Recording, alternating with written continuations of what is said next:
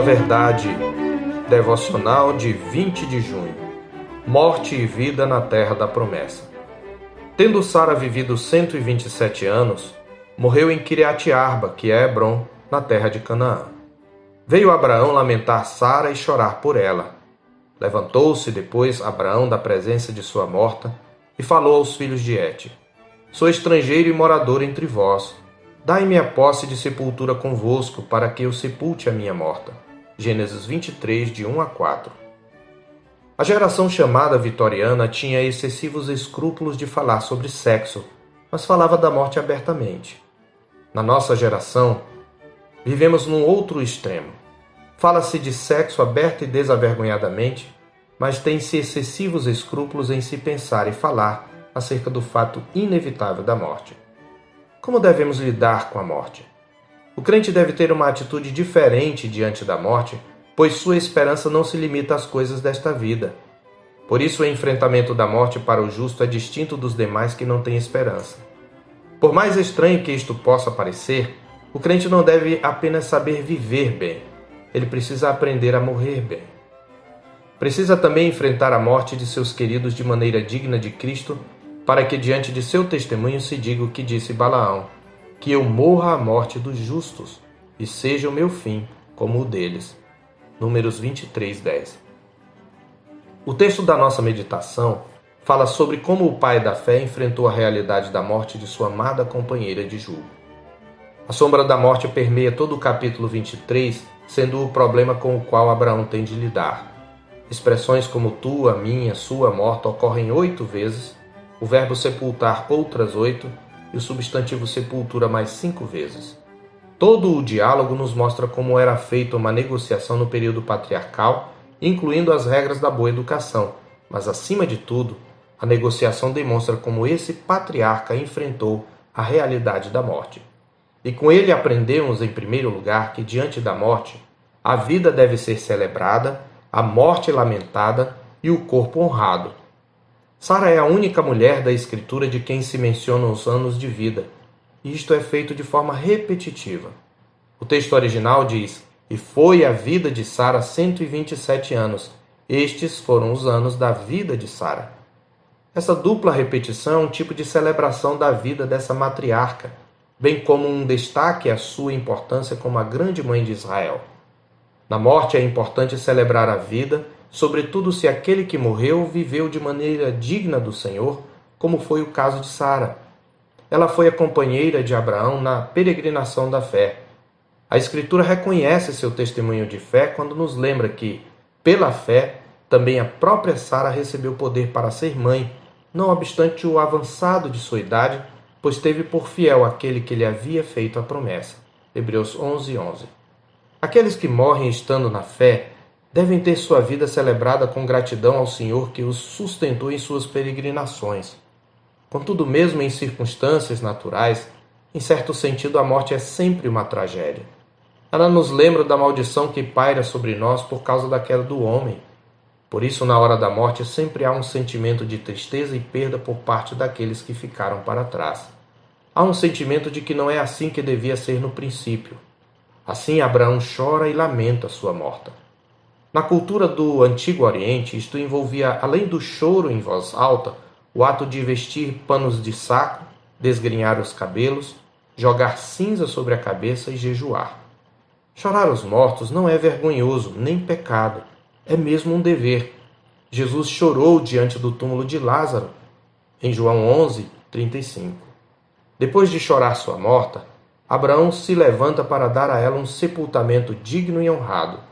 Procura para ela uma sepultura. O princípio de liturgia da Igreja Presbiteriana do Brasil, no seu capítulo 10, artigo 22, recomenda: o corpo humano, mesmo após a morte, deve ser tratado com respeito e decência. Isto é bíblico, e não equivale a venerar os mortos ou orar por eles, mas ao honrar o corpo estamos reconhecendo sua dignidade como criação de um ser à imagem de Deus. Em segundo lugar, aprendemos que, tendo chorado seus mortos, o justo persiste em confiar na promessa. É isto que faz Abraão. Toda a negociação que ocupa o enredo da narrativa mostra o quanto ele estava disposto a confiar no Senhor. Primeiro, ele fez uma proposta ousada no verso 4: comprar uma sepultura em título definitivo numa terra onde era estrangeiro e peregrino, não tendo o direito de adquirir lote em possessão permanente. No máximo, poderia conseguir uma sepultura cananeia emprestada, mas isto significaria submeter o corpo de sua amada a uma futura profanação e relegar sua memória ao esquecimento. No entanto, esperando contra a esperança, Abraão propõe a compra de um terreno em possessão perpétua, no meio dos heteus. Por que um peregrino deseja um terreno com título definitivo? Porque ele confia no Deus da promessa. O Senhor havia dito em Gênesis 17:8: dar-te-ei e à tua descendência a terra das tuas peregrinações, toda a terra de Canaã, em possessão perpétua, e serei o seu Deus. Abraão já havia aprendido com o nascimento de Isaque que para Deus não haverá impossíveis em todas as suas promessas. Por isso dispõe-se a pagar um preço dispendioso, 400 ciclos de prata, o equivalente a 40 anos de trabalho para um trabalhador ou artesão. Mas Abraão nem sequer tenta pechinchar, pesa a fortuna perante muitas testemunhas. Mas por que razão ele se dispõe a um ato tão dispendioso por uma sepultura?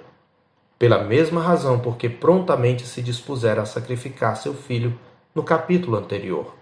Ele confia no Deus que ressuscita os mortos. Aquela sepultura era como o penhor da verdadeira herança que o Senhor lhe prometera, uma primeira porção de toda a terra de Canaã. Assim, a narrativa começa informando que Sara morreu na terra de Canaã, no verso 2, e termina declarando que ela foi sepultada na terra de Canaã, no verso 19. A terra da promessa. Agora Sara pode descansar em paz, aguardando o cumprimento das promessas de Deus. Desse modo, assim como pelo nascimento de Isaque, o Senhor começou a cumprir para com Abraão a promessa de uma semente numerosa, dando-lhe um penhor, assim também com a compra desse pequeno pedaço de terra, o Senhor dá ao patriarca um penhor da promessa de que sua descendência possuiria aquela terra. Esse ato de posse incontestável será uma segurança para Israel em tempos posteriores de que o Senhor cumprirá sua promessa. Em Hebreus 11, verso 10, está escrito que Abraão aguardava a cidade que tem fundamentos, da qual Deus é o arquiteto e edificador. O pleno cumprimento dessa promessa é profetizado no Salmo 2, verso 8. Ali Deus dá a terra como herança ao Messias, constituindo o rei sobre todas as nações.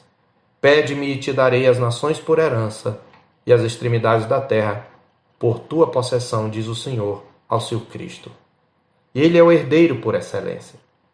Mas aqueles que a ele estão unidos pela fé são cordeiros com ele. O herdeiro já veio, morreu e ressuscitou, está à destra do Pai. Em Romanos 8,17 está escrito daqueles que são de Cristo, o descendente prometido de Abraão.